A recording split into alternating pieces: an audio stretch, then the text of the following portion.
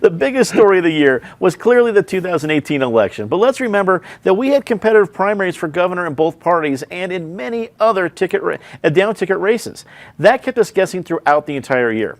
In addition to the big candidate races, ballot issues made a resounding return to the airwaves, with millions being spent on the drilling setback measure, among others. Patty, we were talking about front runners way back in the early part of 2018 for the governor's race of George Brockler and Ed Perlmutter, and that changed really fast to a whole different slate of people. The year was the election. What do you take away from it as we look back? Well, that next election, we might need an even bigger clown car. You know, we use that analogy through this election because there were so many people jamming in, jamming out, and I'm wearing a sweater that I think any of them could have worn in that clown car. Don't forget, we also had Tancredo. So on the Republican side, we had Tancredo considering a run again. We had Brockler, who took himself out, and I'm sure now regrets it because he might have had a much better chance than Walker Stapleton. But that was a very, very crowded clown car, and many of them behaved like clowns. On the Democratic side, Salazar had taken himself out earlier because he would clearly have been in the driver's seat of that car. But you had, followed by Perlmutter, who took himself out of it too. And then really, even though Polis had so much money and poured tens of millions into the race, his election was by no means a bygone conclusion, because any one of them could have caught fire. And in Colorado right now, with the unaffiliated accounting for more than a third of the voters, you really could have shifted the landscape. But Polis held on, and I think part of it was that Kerry Kennedy went negative. And the day she went negative, I think, was the day they had the debate here. Mm-hmm. So Polis is going to be interesting. Love the fact that we are now the cool floor of the dorm, thanks to him and pot and beer. So we'll see how 2019 goes. Just quickly on the ballots, the real winners on that were the dying mainstream media, which finally got a lot of ad buys. That's for dang sure. It's always hard being a non-commercial, non-profit media company in election years, watching wheelbarrows full of money being trucked into commercial entities, but so be it. David, Patty brought up a great point about unaffiliated. This was the first year where unaffiliates got to vote in the primaries. There were some believing that it was going to be the real game changer. In the end, I don't know what kind of a change they made, whether it was the primaries or the general election. But as you look back, what stood out to you? Well, I think they made a change in the general election because they broke so heavily for the Democrats, or as a lot of them saw it, mainly voting against Trump.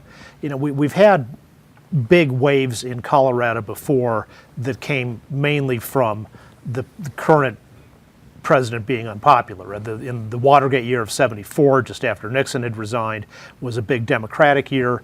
'78 was a very big Republican year because whatever you think about Jimmy Carter's performance as president, he hadn't been popular in Colorado in '76 and was quite unpopular in '78. And yet you look at how the parties on the wrong side of that did in those big wave elections. They still on the whole did better than the Republicans did in this wave election. And I think a key reason that doesn't get talked about enough is the Democratic Party for now about 15 years has been doing a very good job of building long-term infrastructure. It's discussed in an earlier phase in a book called The Blueprint, where a bunch of very wealthy people built a continuing infrastructure for Democratic success. They continue to improve. You know, I don't think the Republican Party did a bad job on getting out the vote. In fact, they increased their Republican vote quite significantly, but the Democrats increased their vote even more. So it's part of it is, a lot of it is just in football, you have the spectacular passes and the scoring plays, but you win games with the 4-yard run and then another 4-yard run and then 5 yards after that with a really strong ground game, which the Democrats had. And the Republican donor class still remains sort of overly committed to chasing the shiny bauble of like, oh, let's give money to this friend of mine who's running for governor. Well, that's fine, but if you haven't set up the infrastructure for success in the first place, then you start at a tremendous disadvantage.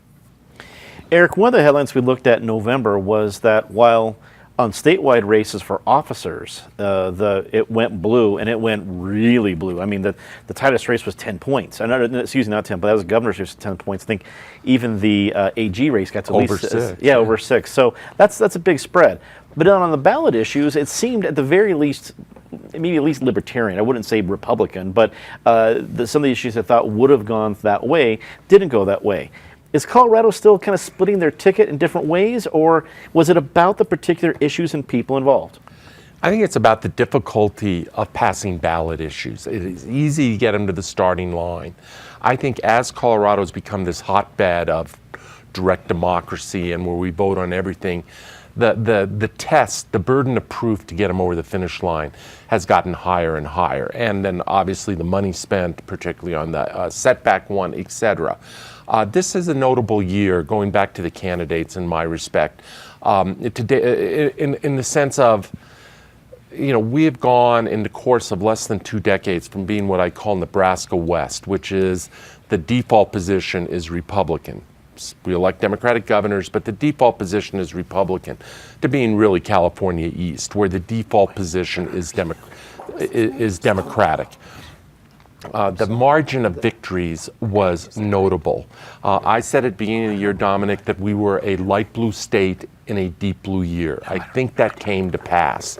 When Phil Weiser, which on election night looked like a number of us were sitting around this table, and that looked like that was going to be a nail biter, and by the time all the ballots were counted, he won by 6.5 points. Something is going on out there. That's not to say a Republican can never be competitive in Colorado. The pendulum will swing back, but that is going to be the exception, not the rule. The rule, at least for the foreseeable future, is that the advantage, and I think it is probably a notable advantage, is to the Democrat. Lastly, to David's point about the infrastructure, he's not wrong at all, and that is a major play. But there's one other factor as well, and this is not unique to Colorado, this is across the country, which is ticket splitting is not near what it was when many of us were young. I mean, David talks about 1978, where in one election, Bill Armstrong gets elected Republican to the U.S. Senate in Colorado by 20 points, and Dick Lamb gets reelected governor by the same 20 points. Ticket splitting was rampant. Now, because of how entrenched and how polarized and tribal both parties are, the number of ticket splitters across this country is a very small number. Joey, you look back at the whole political year and being really on the front lines. You not only cover the Capitol, but you're in really everywhere with this kind of thing. You knew the candidates. You had a chance to really see the races. What stood out to you as kind of the highlights of what you're going to take and put in your 2018 diary about this election year? What stood out? There's a lot there. It's kind of like Santa's bag. There's something in there for everybody, depending on what you want. The Democrats can say, "Oh, we're a blue state now because we elected all these statewide officers by such margins." But then you look at the ballot issues and how people. And I never thought that any of those ballot issues. We don't like taxes in this state. We support oil and gas. Those are not Democratic values.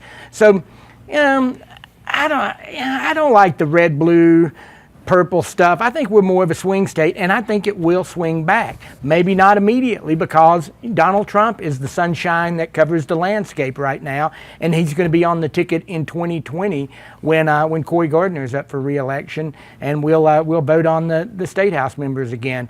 I don't look for the state house to swing back to Republicans in 2020. There's really only 6 competitive seats in the Senate, and Republicans already control 4 of them, and they would have to win the other 2. So I think the Democrats are going to hold the legislature, and of course Jared Polis is not on the ticket again until 2022. What I'm saying is that Democrats feel like they have a mandate coming out of this election. Now they've got to govern on that mandate, and if they see this mandate as very liberal, then we're going to see some very liberal policies on guns, the oil and gas industry, maybe a run at repealing Tabor, maybe a run at the repealing the death penalty. We've got an interesting 2 years. I'm looking forward instead of looking back. What does it mean? Ask me in 2 years.